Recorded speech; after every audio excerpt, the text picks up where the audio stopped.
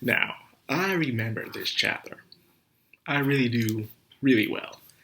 From the swimsuit all the way down to the origins of Iwatani. This one sticks to my mind to this very day. So I was really looking forward to this one, with a ton of laughs and the feels and how relatable it can be with a lot of people, especially if you're born in the bad sides of your town or city or whatever. You can relate to this kind of person. But let's talk about the first part. Bruce Baskets has this thing where it divides its episodes into two parts.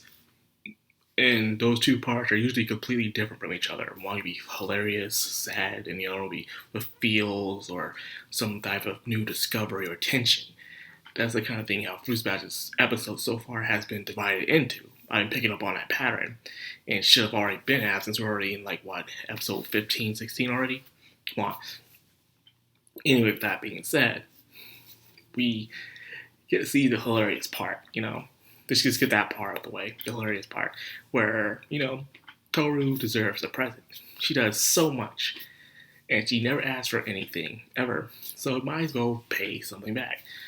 Most people think of expensive gifts and stuff like that, which is nice, but sometimes little things matter the most, and it's just buying a decent swimsuit. You'll be surprised how people appreciate the little things more. Yeah, they'll be glad to get this new car and this new stuff and trucking. Good stuff, good stuff.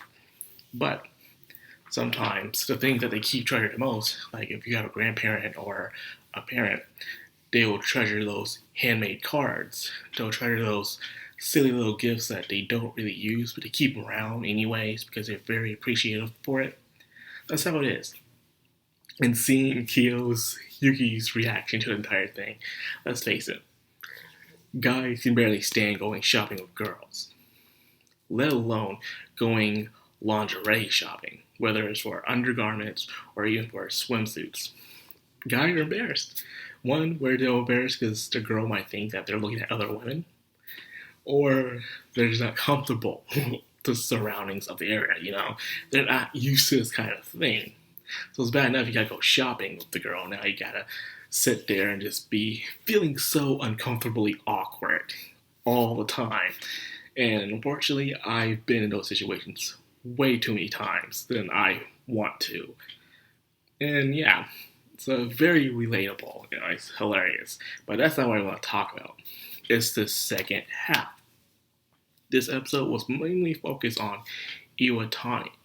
She's laid back. She seems to be, she's being an okay kind of student. She's not causing trouble or anything like that. She has her scary side. But most of the times, she seems like someone you would hang out with. However, as you know, she has a past like Toru's mom, who was known as the Crimson Butterfly. They were gangsters. They were bad girls. And not just the bad girls who just sass and just get in trouble at school. These girls will beat you, they'll mug you, they will shank you. Those kind of girls, dumb ghetto bitches back in the day.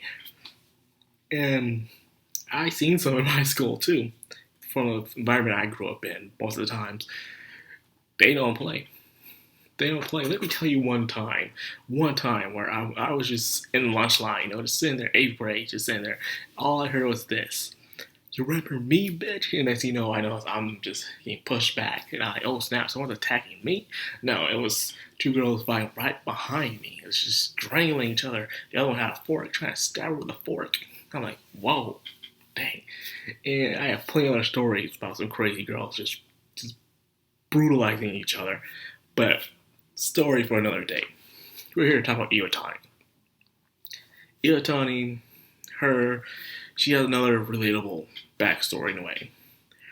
One of her parents left for another guy, and this creates a broken home. Sometimes some family members just can't do it alone. I know in these days people are trying to push the fact that single parents can't do it alone. But when you actually inside a house, yes, you can, but it's not easy. Hell, it's barely easy with two parents in a home. Just one, especially if you have more than one child, it's extremely difficult for that kind of thing. And especially if the one that you love just leaves, that will completely break you on the inside. You feel dead, you feel lost, you feel like you're not worth anything. You wonder why did they leave you? Maybe because you weren't a good enough person. That can really kill your self-esteem right there. And you're just sitting all there watching TV, just like the dad. So because of this left the girl feeling underappreciated, abandoned, alone, afraid, until she decided to fight her fears by joining a gang. Now she's going around terrorizing things. And then, of course, even thugs have people they look up to. And the person Iwatani looked up to, of course, was Toru's mom. And she heard she had a kid, and she settled down, got married. She found Toru and the mom, and she was upset. Because two reasons why she was upset. Two reasons why. It was the change. She thought that the person she looked to was someone like her. And the truth is, the Crimson Butterfly was like her. It probably was. Who knows? And she probably had this rotten family, and she felt like this is someone I can relate to here. But then you realize they abandoned their former ways, and now they're a happily loving family. And the daughter is being so taken care of, and she can cook, and she's a model student in a way. And because of that, it brought out that jealousy. Despite how bad some people may be, I've learned this by letting go. Actually, when they're in a crucial moment where a life or death situation, or they're about to get busted by the cops, they always confess this. They wish they had a better life. You will be surprised by a number of these thugs you'll see in the ghetto where they're like, they wish they didn't have a broken home. They wish they had a caring father or a loving mother. They wish that they could hang around better friends, better role models, that they feel like they were forced into this life because they feel like there was nothing else. So then when they see someone else with that kind of life, they get kind of jealous. Like, this is something I want, but I'm not used to because I never had it. And now it kind of tears them up inside in a way. And it leaves them distressed, like, man, this sucks. I can't deal with this. This is not what I'm used to. I'm not comfortable. You can bring a ghetto person to a nice environment sometimes, and there's two ways. It can go, like, they'll learn to adapt, or they'll feel uncomfortable, and they'll just bash the place up and just leave.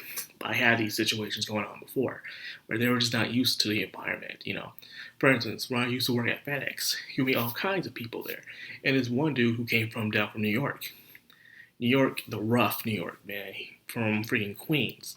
He said how he was so comfortable in North Carolina. He said how everyone around here is so nice. How people just say hi to each other, or they're willing to help each other out and stuff, even the bums. Because usually when you see a bum in New York, he says, you stay away from them because you don't know they try to rob you. Or even when you're on the train, or Blue Line, what we have here, you'll be afraid of someone trying to attack you out of random, or a gang initiator is trying to get their initiation by attacking you. He was used to being on his guard all the time. But when he got down here, he felt so uncomfortable that even though he'd been down here for a couple of months, he still felt like he still needs to learn to adapt to his environment. And that's just the example I'm trying to use here, And I was talking to the dude, and I guess he was surprised that the world could be like this, because he lived in New York all his life. So when he came down here, he was surprised how that there's more to the world than what it really is.